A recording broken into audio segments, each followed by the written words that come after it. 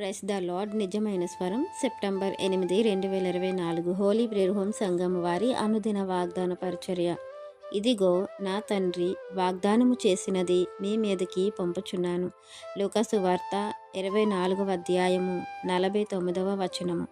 ప్రియమైన దేవుని వారలారా, మన ప్రభువైన యేసుక్రీస్తు వారు మరణించి 3వ దినాన తిరిగి లేచి తండ్రి దగ్గరికి ఆరోహణమయ్యే ముందు శిష్యులకు చెప్తున్న మాటలు ఏమిటంటే, ఆయన ఎలా అయితే శ్రమపడ్డారో, ఎలా అయితే మృతి నొందారో, ఎలా అయితే తిరిగి లేచారో అన్న విషయానికి శిష్యులు సాక్షులు గనుక వారి మీదకి పరిశుద్ధాత్మను దేవుడు వాగ్దానముగా పంపించినప్పుడు ఆ పరిశుద్ధాత్మ శక్తిని పొందుకొని మరి యేసుక్రీస్తు వారి యొక్క జనన మరణ పునరుద్ధానముల గురించినటువంటి వారు విన్న వాటిని కన్న వాటిని ప్రకటించటానికి, ఆ ప్రకటించు విషయంలో మారు మనసు పాప క్షమాపణను ఆ సువార్తను వెదజల్లటానికి దేవుడు వారికి ముందుగానే చెప్తూ వారి విషయమై మరి పరిశుద్ధాత్మ యొక్క సహవాసమును వారు పొందుకునేలాగున వారిని దీవించి ఆశీర్వదించారు.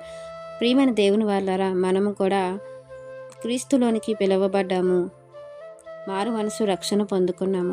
ఎప్పుడైతే మనము పరిపూర్ణముగా మారు మనసు రక్షణను పొందుకుంటామో అప్పుడు వాగ్దానము చేయబడినటువంటి పరిశుద్ధాత్ముడు మన మీదకి మరి దేవుడు పంపిస్తారు. ఆ పరిశుద్ధాత్మ శక్తితోనే మనం ఏదైనా చేయగలము. ఆయన సహవాసంలో, ఆయన నడిపింపులో మనం ఉంటేనే దేవుని వారమని అంటున్నారు. దేవుడు అంటున్నారు కదా, నా ఆత్మ లేనివాడు నా వాడు కాదు అని.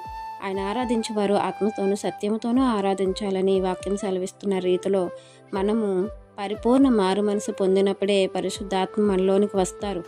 ఆయన సర్వసత్యంలోనికి నడిపిస్తారు. కాబట్టి ఆ పరిశుద్ధాత్మని వాగ్దానమును పొందుకొని దేవుని యొక్క సర్వసత్యంలోనికి నడిచి అనేకులు నడిపించే గొప్ప సాధనాలుగా మనం ఉండాలని ఈ వాగ్దానం మనందరి జీవితంలో దేవుడు ఫలింపజేయాలని ఆశపడుతున్న వారు దైవజనుడు బ్రదర్ పి. నెహెమ్యా గారు. God bless you. ఆమెన్.